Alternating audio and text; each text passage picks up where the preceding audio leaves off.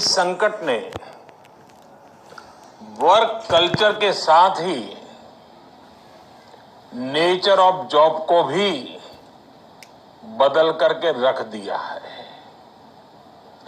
और बदलती हुई नित्य नूतन टेक्नोलॉजी ने भी उस पर प्रभाव पैदा किया है। नए वर्क कल्चर और नए नेचर ऑफ जॉब को देखते हुए हमारे युवा नई नई स्किल्स को तेजी से अपना रहे हैं। वैसे साथियों, कई लोग मुझसे पूछते हैं कि आज के दौर में बिजनेस और बाजार इतनी तेजी से बदलते हैं कि समझ ही नहीं आता रिलेवेंट कैसे रहा जाए।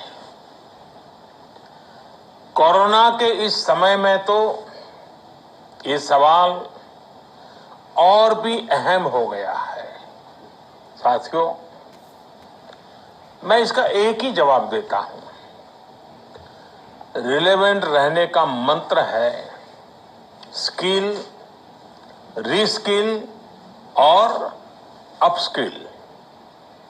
स्किल का अर्थ है आप कोई नया हुनर सीखें, जैसे कि आपने लकड़ी के एक टुकड़े से कुर्सी बनाना सीखा तो आपका हुनर हुआ।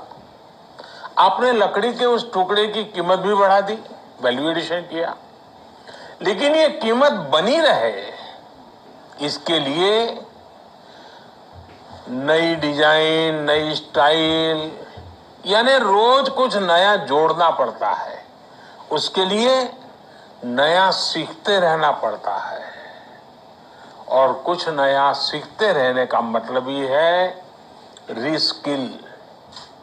और हमारी जो स्किल है उसका और विस्तार करना। जैसे छोटे मोटे फर्नीचर बनाते बनाते आप और भी चीजें सीखते गए, पूरा का पूरा ऑफिस डिजाइन करने लग गए, तो वो हो गया अपस्किल। स्किल, रीस्किल और अपस्किल का ये मंत्र जानना, समझना और उसका पालन करना हम सभी के जीवन में बहुत महत्वपूर्ण है। वैसे जब मैं स्किल की बात करता हूं तो मुझे अपने बहुत पुराने जानने वाले हमेशा याद आते हैं। मेरा सीधा परिचय तो नहीं था, लेकिन हमारे एक जानने वाले सज्जन बताते रहते थे।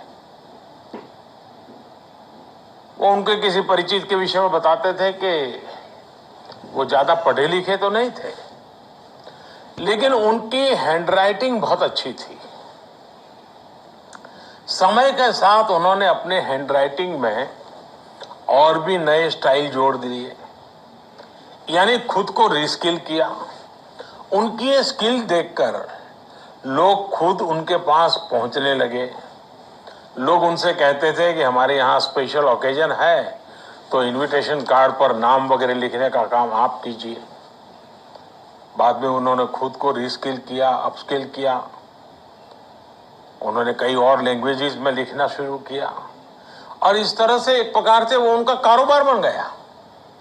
बैठे बिठाए लोग उनके पास एक काम लेकर के आने लगे। शौक से पनपा हुआ एक हुनर रोजी रोटी का और सम्मान का भी एक माध्यम बन गया।